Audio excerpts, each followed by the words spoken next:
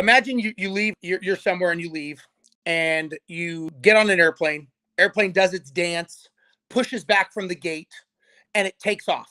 And you settle in your seat, not a care in the world. You're going to be on time, right? You're going to go have some beers when you land. You flip up your blind, and all of a sudden you see the engine on fire, uncontrollably on fire.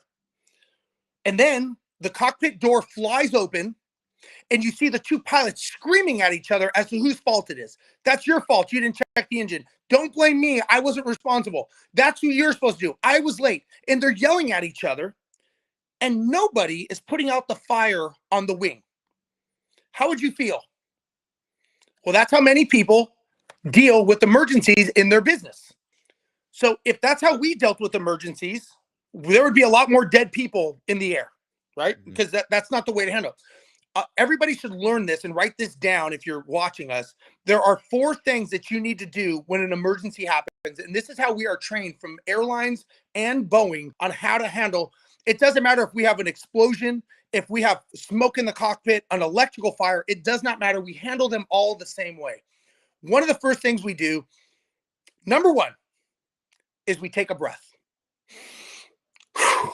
Okay, everybody, let's just take a breath here and calm down. That's the first.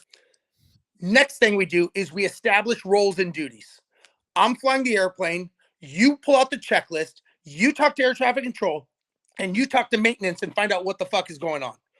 Everyone go. Somebody has to be the leader. Somebody has to take control of the situation, right? Number 3, that's 2. Number 3, we identify the problem. And think about this with your business, right? Think about this. We identify the problem. Do we all agree that the left engine is on fire? All 4 of us in the cockpit look out the window and we see an engine on fire. We all agree. The reason we do that is your mind, out of emotional reaction, very often has in the past said, oh no, I see the right engine. Shut down the right engine. Now you just turn this into a catastrophic situation. Went from bad to worse very quickly. We all agree the left is on fire. Everyone agree? Yep, we agree.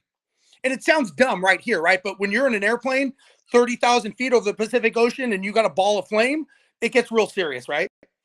Okay, then we identify it, then we confirm it. Everyone confirm left engine indication showing a fire. We all look at the indications on the what's called an ICAS screen. We all look at the information. We go, it's definitely on fire. Okay, now we know it. Now we go to the solution. Solution. I'm flying the airplane. You pull out the fire failure checklist. You get to air traffic control, get us a place to land. You talk to maintenance control and have fire and engine crash rescue waiting for us and tell the passengers that we're going to do a crash landing. Everyone go. Now we're working towards the solution, right? We'll deal with of who did this and who fucked up on the ground. Because here's the thing. When we have an emergency, if you have an emergency at your office and you're like, oh, I got to go outside and do a smoke break, have a drink, I'm going to go home for the day. We don't get that option in the cockpit. We have to deal with what arises. We still have to land the fucking plane. So when we have a problem, we have to deal with it as it comes. If you dealt with your business with emergencies, and don't get me wrong, I understand people have emergencies in their business, but someone not paying you is a much different emergency than us having an engine on fire over the Atlantic Ocean and us trying to figure out where to put this thing down. Different set of circumstances for an emergency. If we can do that and we can land this plane safe and secure and everyone lives, you can definitely deal with someone not paying you your invoice. If you handle it the same way, we're dealing with worst case scenario. But if you handled it the same way that we do, you would not have those problems. So I teach people let's handle your engine fire right here. Let's show you how to handle your own engine fire, and let's work through the process so that you can do it over and over and over again, because there's an insurmountable things that could go wrong in a cockpit in a day. You know, I mean, you'd be amazed at the shit that goes on, right? You can imagine, right? But we deal with them. Why? Because it's repetition how to handle that. And that is how I grew my business. And that is how we were able to scale it successfully to sell it for millions of dollars, because we had this inbred into our company. And the company who bought us was like, how do you guys do this? Like, we've never seen this before. I'm like, well, we take an airline pilot and an IT guy, put them together in real estate, and this is what you have. And that's how we were able to grow. So, I mean, hopefully this helps people understand. I try to, kind of break it down. I'm not trying to say everyone should go out and get their pilot's license, but I think that the tools I'm giving you are very relatable to your business model. Any business, doesn't matter what it is. Yeah, I think, Steve, what you're drawing is an analogy from your background and the idea of the airplane industry. And what you're saying is, in anything we do, whether, let's just use the example in a probate situation, we're dealing with the probate. There's the title company, there's the lender, there's the agents, there's all these roles. And when there's something that goes down, somebody's got to take a lead, or everybody's got to come together to figure out what that plan is and assign roles. Don't panic. Identify what those problems are, and that's anything in any transaction people are doing. And I feel like it's these things with those three that you went through before. It's those things when you have emergencies, because frankly, I feel like there's things happening every day. Every day in my business now, I'm noticing there's always something that comes up. There's a this and that, and it's like, what you do now, what you do in that moment is going to dictate how this thing plays out. So it's really taking that breath, that back seat, and really fine tuning where things are going and assigning out those roles and getting everybody on the same page in that team. Because you work with some great people. They're going to come together, and it's going to be a team effort, right? And let me just tell you, nobody wants to deal with an engine fire in your business. Nobody wants to have a catastrophic, lose half your revenue because you lost a contract. Nobody wants that. But you can't hope and pray it doesn't happen. You have to prepare for it. Because if you prepare for it, if and when something happens, you're going to have emergencies. You're going to have people fuck up. You're going to have these things. But if your strategy is to just hope and pray it doesn't happen, when it does happen, you're not going to be ready for it. So like I said, in flying, we practice dealing with engine fires, catastrophic losses, losing hydraulic systems, having the gear not coming out. We train for this all the time. So again, think about this. As professional pilots, you have an inherent trust about what we do. If you're watching a professional sports game, watching, let's say, a football game, that those guys every day are practicing for one game on Sunday. They're preparing. They're going through all case scenarios. My question to you is, do you train your company that way? Are you training your team to be prepared for all cases? Because if you're not training for it, what are you doing? You're hoping, praying that it doesn't happen. And then when it does, it's fucking chaos because no one knows what to do. So you've got to prepare for the worst. Not saying you want it, but obviously you expect the best, but you got to prep for the worst and you got to learn how to handle it. The last time they want us looking at an engine failure is when it's really happening. Because I've had them happen before, and you don't want to go like, this is peculiar. I never thought this would happen to me. It's like, no, we know we're trained. Okay, let's do this. Does it suck? Yeah, but again, we don't want to become a statistic, so we train for it. Same thing in business. Yeah, and real estate and anything you do, right? Because the audience, everything. Well, real estate business. Yeah, right. You got to treat it all this way, right? So this is all valuable, and I think a lot of people also still debate over whether to have for IRAs the Roth versus the traditional.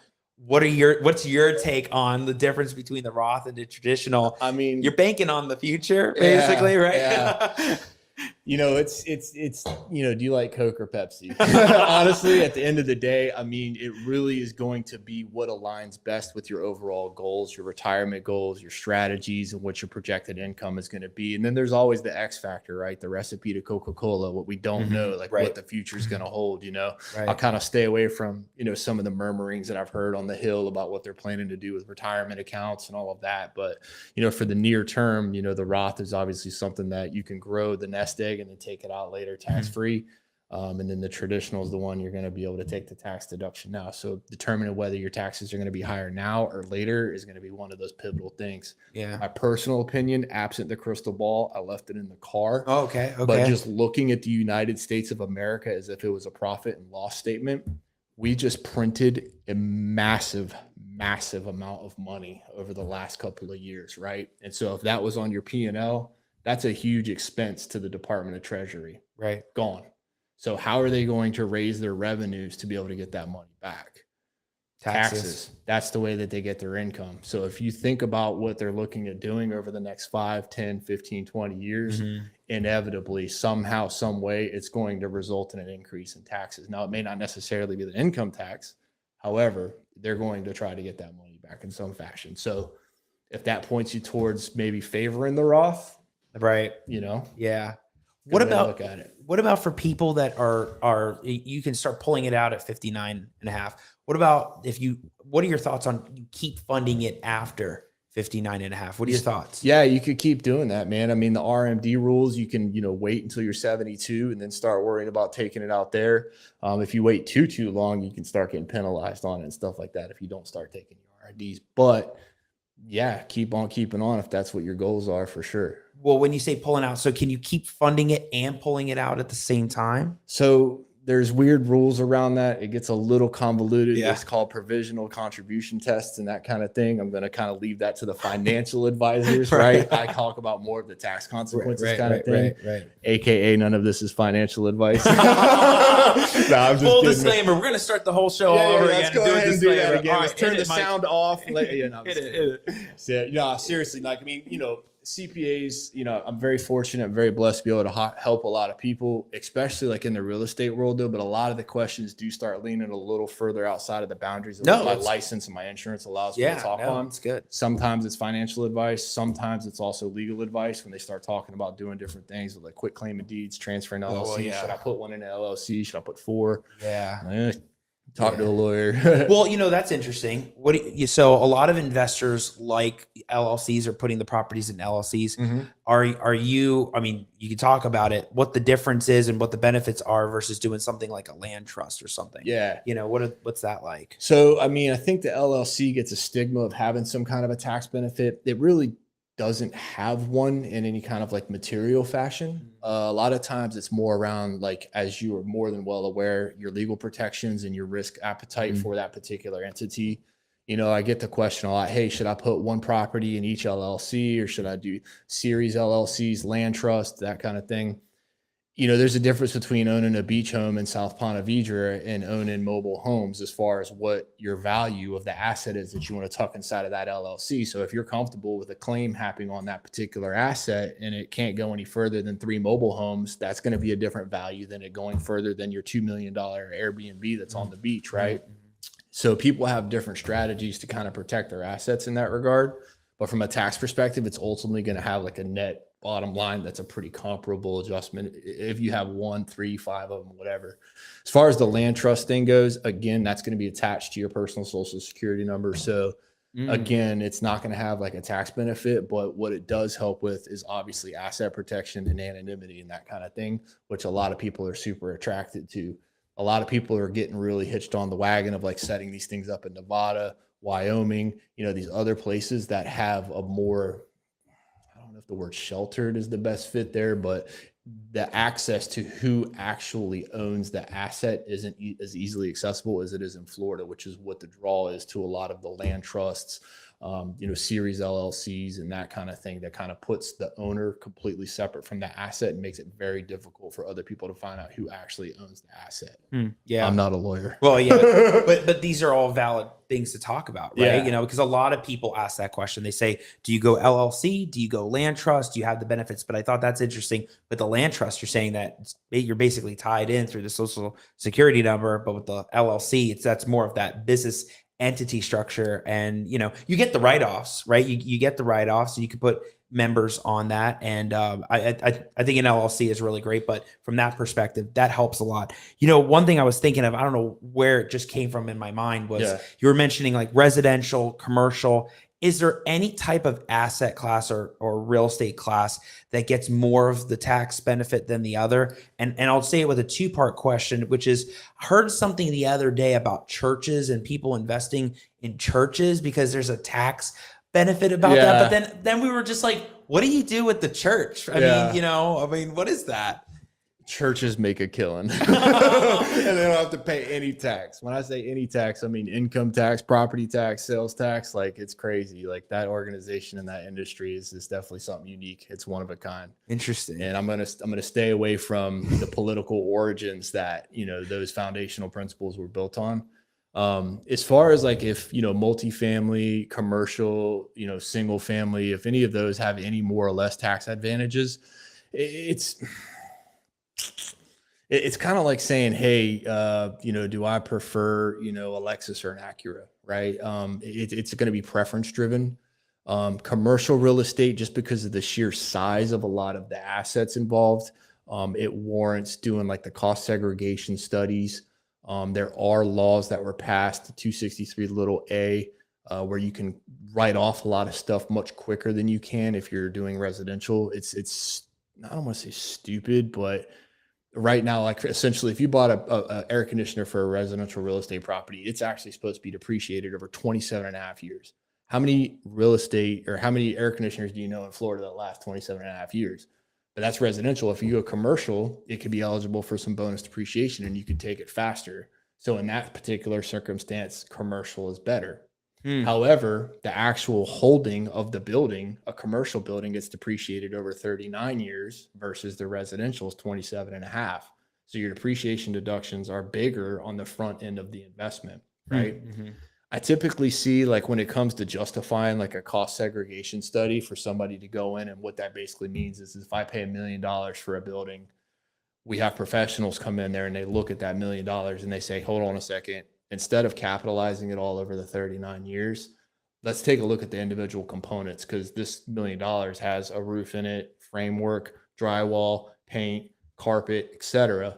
And we can assign dollar values to each of that. And all of those are eligible for quicker or bonus depreciation. And so what it does is it sucks your depreciation deductions in earlier, frees up your cash flow so that way you can expand your inventory.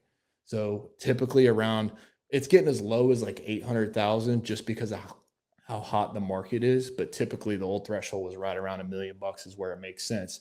You don't want to spend $10 to save $5 in tax, right? So the study is expensive, but you want to make sure that not only your tax savings, but also the time value of the money is there for you. Right. Yeah. That makes sense. Yeah, no, that's huge tips, because there's so many investors that invest in the commercial space. I can name so many. Tim Horvath. I mean, so many that are in that commercial realm. Tim's a good dude. I like his content. Tim's awesome. I love his content. Shout out to Tim if he's out there. Maybe he'll watch all of this because of taxes, right? Yeah. But like, you start talking about these different things with like the air conditioner for residential versus air conditioner for commercial. I mean, it sounds like even the supplies that are used for these different assets too are taxed differently, and there's just benefits to it. A lot of the real estate community that watches the show and that are out there that are doing the investing, a lot of them will shift over to short-term rentals, Airbnb. At a point, you have to not be a consumer, you have to be a producer. And I really just had that realization. It's just overwhelming. Okay, just get off of the couch and do something. Do it and keep it moving. That was my resolve. Love it. Yeah, you just hit that point of like, it's time to do this. Let's get going. And you wanted to make money and you wanted to get away from. Did you ever have that fear of like, if I don't do that now, I'm going back to the 9 to 5 again? Like, you had that. Yes, and it was scary because that was my point. When I left my last W-2, I'm never going back. And I think it was the pain of thinking I had to go back versus the pain of trying something new. And that pain of having to go back just became evidently stronger. And it was like, no. I know what that looks like. Yeah. And you're not going back to that. And that was it. Exactly. That's the action. That was the point for you. That's very impressive, because a lot of people, they'll show up to meetings and they want to get into the investment world. They see so many people doing different things in Airbnb and long-term holds or wholesaling. And it's a lot to consume all at once, but you got to find that rhythm. Let me ask you this too. How long did it take for you to find that rhythm after that 6-month point of being hard in the wholesaling? Like, when did you find your stride after the take action moment? Goodness gracious. I think it took 90 days from onset of I'm going to do this to closing my first deal. And that came from sitting, in the living room with the kids, with my husband, writing out bandit signs, drawing houses, doing whatever I could do creatively to get someone's attention, to now I'm in the middle of the night, which I do not condone this at all. They're called bandit signs for a reason, right? In the middle of the night, 1 o'clock in the morning, on the other side of town, by myself in some instances. In other instances, my mom and dad would ride with me because they were just like, you're crazy. My husband would sometimes get childcare to go. I was just, I tell, like I tell my students, you've got to get mad. You've got to get motivated and determined and make a decision to do something, right? And that's the season I was in. And I'll never forget my mom, she called me, she says, I'm not going to tell you to stop, but I'm going to tell you, why don't you put them up by your house instead of like 45 minutes outside? And I did that. And the moment, I kid you not, the moment I did that, the call I got was for a property that I was, no joke, a mile away from at that time. And through building rapport, I didn't have a script. I didn't have a repair estimate form. I didn't have any, I couldn't call a friend. Well, yeah, right. At that moment. Yeah. I couldn't, I didn't invest in any type of coach or anything. I didn't know what I didn't know, but I knew I needed to do something different. And through all of that, I was able to work out a price, negotiating, going back, renegotiating, verifying that there were no liens, things that now I'm like, that was the best education. You can't buy that experience now, right? Right. And just winning and at the closing table, thinking like Ashton Kutcher, somebody was going to pop out and be like, gotcha, you know? I gotcha. Yeah. Just like, okay, taking the closing attorney's check to his bank, because I still wasn't convinced this was real. Like, I was like, this might still be a scam. Signed closing documents, got the HUD, but this might still be a scam. To walking from the bank to my car with a bag of money and thinking, oh my God, this is real. Oh yeah. My goodness, what is happening? And you just wanted to keep doing it again and again and again. I did. And the disheartening part about it is, I want to say I went at least 6 to 9 months before finding my next deal. Really? So you were hitting, you got the lucky streak, and then all of a sudden you're just probably thinking, wait a second, I know what I'm doing. I know how to get these deals. Why are they now not coming up? Right? Yes, that's it. And the mindset correction, I think that was a very big personal development time for me. You know, I started to read more because I couldn't understand why. Was it really a fluke? Is this really, like, I almost think it's worse to get a deal and have a long time span before you get the next one than it is to actually get your first deal. I mean, it's because you know it works, but it's not working, and you're like, what's wrong? Yeah, right. Yeah, no, I bet, because when people are getting those leads and all of a sudden it goes dry for a while, you wonder, is it your system? Is it your rhythm? Is it your CRM? So, I mean, again, we haven't even touched on the 3 to 4 things that, we're going to cover. And it's amazing. The story about how you got here, Brittany, is just so inspirational. A lot of investors and real estate investors and professionals can learn so much from that. And I made a note to myself about like how this all kind of transpired to you being that real estate investment coach, because, there's investing and then there's coaching students. So we're going to dive in on that. But I just want to say out there, take notes, ask questions, do whatever you got to do to be a part of this. Brittany Thompson is here and she will answer these questions. So, Brittany, tell us, how did you find and get and close your first deal in 90 days or less? And what's that blueprint? Like, how does anybody in this industry do that? Oh my goodness. I love it. And how about I give you a little precursor? See, while I was going through my season of figuring it out after I got my first deal, the one thing I didn't have was community, right? I didn't have anybody I could really call and be like, hey, what are you doing? I didn't know what questions to ask and what not to say. Like, I just didn't know what I didn't know. And I remember praying like, God, please, I need a community. I need some help up in here. Please, where can I go other than my local RIA? At that time, I just didn't want to be sold every 5 minutes. And it's no shade to them. In my mindset, I wasn't prepared to invest in the coaching. So it all looked like something that was unnecessary. Funny enough, right?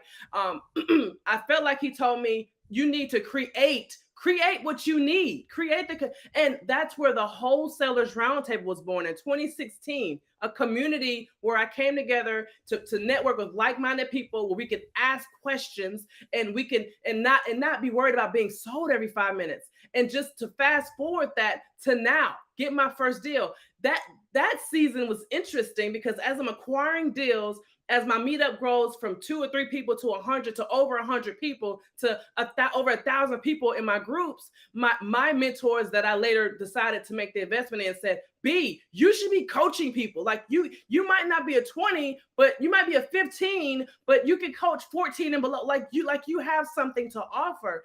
And I tell you, realizing that I have something to offer, because a lot of us don't think highly, not on a pride thing, but we don't realize our gifts and our skill sets. And so my husband and I were sitting on the couch one day and we were like, what would be an ideal coaching program? Because I don't necessarily want to sell wholesaling. I mean, it's really the art of identifying, of sourcing off-market deals at a discount. Like how you dispose of it, that's your decision. You don't have to sell that to anybody. You could partner up, you could JV, you could flip. There's so many strategies you can implement once you source that off-market deal. And my husband said, well, what's the biggest thing that was impactful for you? And I said, man, the day I got my first deal. And he said, oh, that's it. I said, oh, you're right. I said, let me go on GoDaddy really quick and buy it. It was $12 for the domain. That's awesome. What a steal. So smart. And we just brainstormed because I believe, I believe in having a partner. Like my husband, he's my main dude. Like we bounce things off of each other and I'm open to it, right? And he says, okay, well, let's kind of storm this down a little bit. What does it look like? I said, well, first you got to find the deal. Then you got to get connected with the homeowner and find out if they're a seller, because believe it or not, and it drives me nuts when people say this, I got leads. Huh? You sure you got how many? Are you sure they're really leads? Did you call them? Are they interested? I believe a lead is somebody who says, not only I'm interested, but let's talk about how to make this work. My private lenders that have their retirement funds at the self-directed IRA, I get my deals funded in 3 days. That'll never happen if you're using any kind of institutional money. And since I can close so fast, that means more of my offers get accepted, right?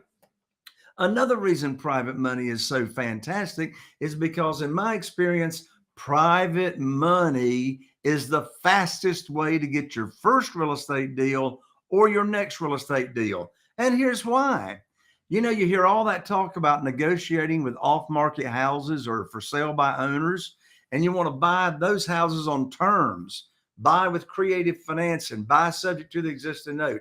And I've bought a bunch of them that way, Al. But guess what? After reviewing thousands of property lead sheets over the years, I have discovered only 13% of off-market, meaning they're not in the multiple listing service, only 13% of for sale by owners will sell to us creatively, subject to the existing note, seller financing.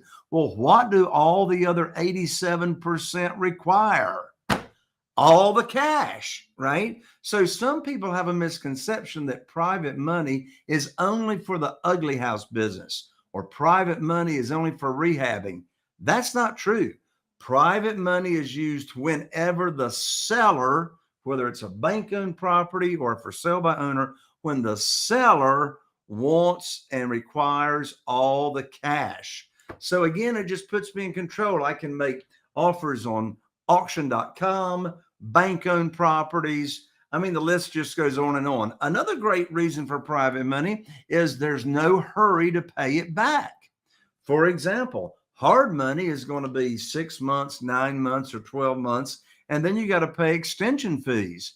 But not in this world of private money. There's no hurry to pay it back, and you're not under the gun to pay it back. And one last big reason for now, Al, is we can structure deals with no monthly payments. Now, nice. Who wants to bring home a big check when you buy and make no monthly payments and have all your rehab money, if you're rehabbing, make no payments until you sell that property, and then your private lender gets all their principal loan back along with all the accrued interest. And one more big one. And there's more. Wait, there's more. One more thing about private money is that, if some of your fans are interested in not only single family houses, but maybe some small apartments or duplexes, triplexes, quadplexes. Guess what? It's all the same money. All we do is just structure it a little bit differently for the commercial than we do the single family houses. So there's a ton of reasons that to use private money. You know what, Al? I mean, with private money, you just sleep better. But you just sleep better at night because your checking account is full of cash. And, you know, in my experience, it actually helps your sex life. So you just need to get you some private money. Well, you know, now this is going to be last week on the Al Nicoletti show that private money helps that too. So it's going to be great right there. No, these are all great tips, Jay. All of this stuff about, you know, the best reasons for, the best tips, what types of properties you can use the private money for, whether it's single family, commercial, multifamily, land, whatever it is, it's available. And I like that we kind of went through that, like the what it is, how it is.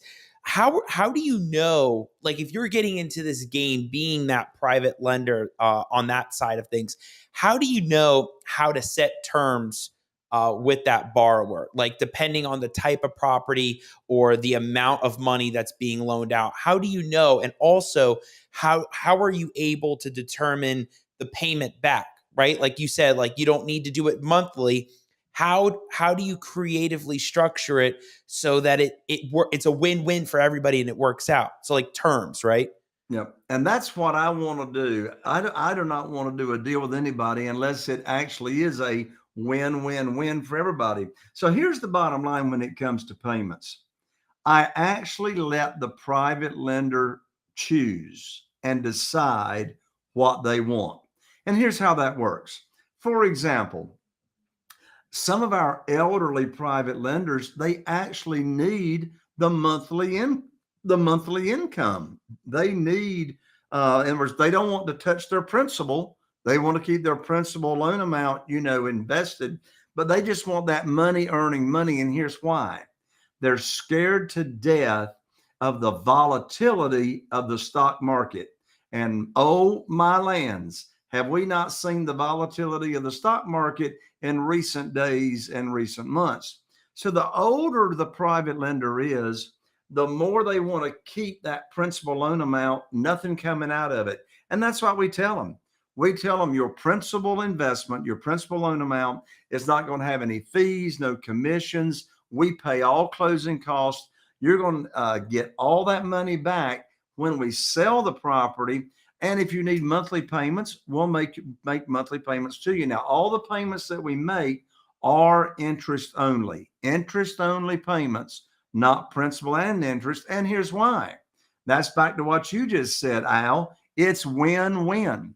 Interest only payments to a private lender is a win for them because if I'm paying them principal and interest, I'm paying down part of the principal every month. And now they don't have all their money invested in that deal. And so they're not making as much money. Interest only payments for me is also a win because it helps cash flow.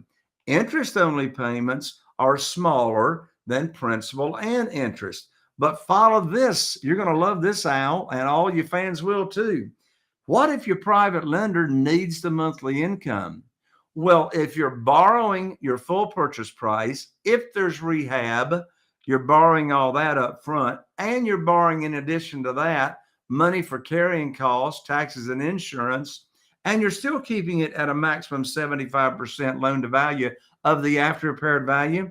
If you're making monthly payments, whose money are you using to make their monthly payments initially?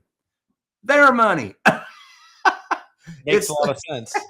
It's their money. So, I mean, how can you not be excited about private money? I buy a property. I bring none of my money to the table. It's totally funded. I got money left over to bring home. And now I start making their monthly payments with their money that they funded the deal with.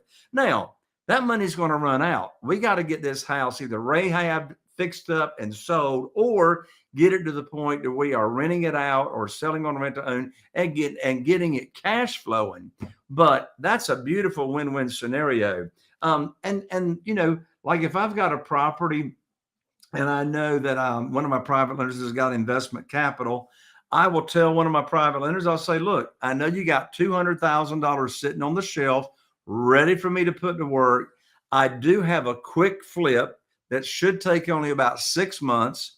I'll pay you the same interest, let it accrue. And on this deal, I'll just let the payments accrue and then pay you off with all the accrued interest just at one time. I didn't ask him if he wanted to do it. I just told him on this deal, that's what I would do. However, I know my private lenders. I know which ones need monthly income and I know which ones like could care less, right? So again, the structuring of the deal comes down to what's going to work for the private lender and for me. Depending on what time you look at your bank account, how much is in there and what is yours, what is profit, what is, like for the expenses, you're not able to make those decisions on the fly. You just see, okay, I've got 100K in my bank account. I could spend 100K, so that's like that's how most people think about that when they have just one big bank account. So we help people split out those bank accounts into sub bank accounts that are for specific purposes for the business owner. And I'll give you the top three. The top three, the foundational accounts, the first three, I call them the golden trio because I love movies and big epic stories and sagas like Harry Potter and Star Wars. And they have like the three main heroes like Luke, Han, and Leia, always pushing the story for good to make sure that good wins in the end. So that's what their purpose is in the movies. And for you, your business, if you're a business owner, your business is your epic saga. You're living out your epic saga. That's going to be your legacy. It's your movie, it's the thing that you're going to pass on, good or bad. And we want you to win in the end. We want you as a business owner not to lose to those expenses or those villains and go cash dry and like, where the heck that, there's another business that bites the dust. I want you to have those heroes that are going to make sure that you win in the end. So what are those heroes? It's a profit bank account, an owner's compensation account, and an owner's tax account, meaning the profit account to make sure that you're actually profitable. You have a cash profit. And at the end of the quarter, it's to reward yourself for having a profitable business. Use that money for whatever the heck you want, because that is actually your profit. Owner's comp is to make sure you're paid on a consistent basis. That owner's compensation account is making sure that you, the owner, are getting paid for the work you do in the business and that you're getting a consistent paycheck. Profit is more the reward. Owner's comp is more the consistency of paying yourself to make sure that you put yourself either on a W-2 in your business or consistent draws or something like that. So that way you're actually getting paid for the work that you do in the business. Then owner's tax, what's Uncle Sam's is Uncle Sam's, especially if you have an active flipping or wholesaling or an active business like that, you're going to be paying money to Uncle Sam. So you got to, if you stash that money away instead of having that money just, be something at the end of the year that your CPA tells you like, you owe this money. And then you're like, oh shoot, I got to do 4 deals. Instead of being stressed out about tax time, what if you could have that money saved throughout the year? So those are the 3 foundational accounts. And I've got stories, multiple stories about all of those, but tell us, please. But before I tell the stories, your question was about the rhythm. The rhythm is about transferring the money to those accounts on a consistent basis, meaning as money comes into the business, I need to transfer and now feel that control over the money by moving it into those accounts and saying, this is for profit. This is for what I'm paying myself. This is for the taxes. And this is what I have for the expenses of the business. That gives you that clarity and control over your cash now, which is one of the biggest stress factors I can tell you 100% for business owners is knowing that they have enough money to cover themselves and cover their business. So that gives you the clarity and the vision, because now you can look at your bank account and see how much do I have for profit, for paying myself, did we save for taxes, and do we have enough to pay the business? That's helping you keep keeping that money separate. And the rhythm is all about how often do you do that, because you need to make it as automatic as possible. You sell a deal, the money goes into those accounts. You have rentals that come, income comes in on a monthly basis. You move that money on a monthly basis. It's like getting into the rhythm that works for you. So whether that's once a month, once a week, if you're selling a property a day, when is the money coming in? So that way you can allocate it and move it, transfer it to those different accounts, as it comes in. So that's what the real estate rhythm is all about. And, like I said, if you could just set up those accounts, that would be the greatest thing. But if you don't, if you're like, I missed that part, or 3 bank accounts, what are you talking about? Like, what I'm trying to get you to understand, if you're listening to this, is I'm trying to get you in the habit of being profitable, not just a hack or anything like that. This is to get you to get into the habits of what wealthy entrepreneurs and business owners do in order to scale and grow their businesses, and in order to be able to be sellable in the future, or to be able to get private money or whatever. Is they have the reserves, they're disciplined, they have the reserves, and they build these habits of being profitable. So on every deal, you're sticking money in the profit account, you're paying yourself and making sure that you get into those good habits. So if all you did was to set up one bank account, if I could just get you to set up one bank account from here and call it profit and transfer 1%, I promise you 365 days from now, if you do that on a consistent basis from all the deals that you close, you will have more money than you've ever had as a business owner if you just start that habit. You know why? Because you'll get addicted to it. You'll get addicted to, wow, if I could do it at 1%, I could probably do 2%. And then you'll just start scaling and growing your profitability percentage. And it's like, isn't that what we're really trying to scale, is our profitability? So that's like giving you the taste. If you're like, I want to jump full in, get the book, implement the stuff from the book, like go full in, go full on, and getting the best getting the best setup for yourself. Because I don't care if you're doing on your first deal or your 1,000th deal, now's the time to get control over your money and over your cash. So that's what that book's all about. And if you want even bigger returns, implement it fully. But if I could get you to just do that, I'll at least get you down the habit, the habit trail of profitability there. I felt the passion and energy from you just now, David, that just load of like, this is the kind of stuff that you wrote this book to help investors for these reasons, right? To learn. 100,000%. Yeah, I could tell. Like when you get really into it, I could see that that's the drive and the passion, and we love it. That's what we want to see, and we want to know about how you can make this a cash flow generating business, and investors can take so many things from it, making the accounts and doing all these things to leverage these things that he's talking about, and make it a habit of being profitable. I love it. So got amazing fans out there. I love my fans, David, because they're watching, they're commenting. Guillermo, he's been commenting about keeping separate accounts, and not just separate accounts. I keep 2 of my single families at different banks altogether. My duplexes are at different banks. That's amazing. And he just ordered the book too. So awesome. there you go. Boom. Thanks, there we Guillermo. go. All right. That's what I'm talking about. He's going to love it. And Paul Vincent's watching. What's up, man? He sees you, and Brandon Hood's on. And, I have so many fans that love what the guests bring on, and especially like Guillermo's talking about having the financial freedom without any profits. You can't do what you want without having that, right? You can't. You have to have all these steps in place. So tell us, David, how can everybody leverage this book and of course read it and take all the things that you talked about in it, but how can they even leverage it? You can't mess it up, right? You can't mess up the system. You can't mess up your rhythm. You can't mess up paying yourself and all those other steps. Like what are those next action steps that investors can take even after reading the book and taking those nuggets from it? So yeah, that's like chapter 9. I think there's how to mess up the system, and the number one thing is not to take action, like from the book, because that's what it is. It's all about making sure that you, as the investor, you as the business owner, are taking control of your money. So that's where the practical steps come into play. Like set up those accounts like right away. Like get those accounts in place and start transferring. That's really as simple as it is.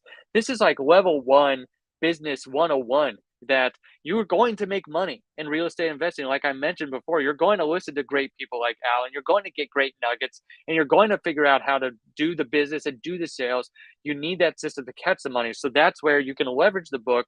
You can leverage what you're doing, and you can leverage the bank accounts, and make sure that you, as the business owner, you need to set up those accounts right away. So that's how you can leverage the book. The biggest thing you could tell me is not only did I read the book, but I set up those accounts right away, and now I'm transferring money in there. And one of the biggest questions I get is, can I do this at my first deal? Like, what if I haven't done my first deal yet?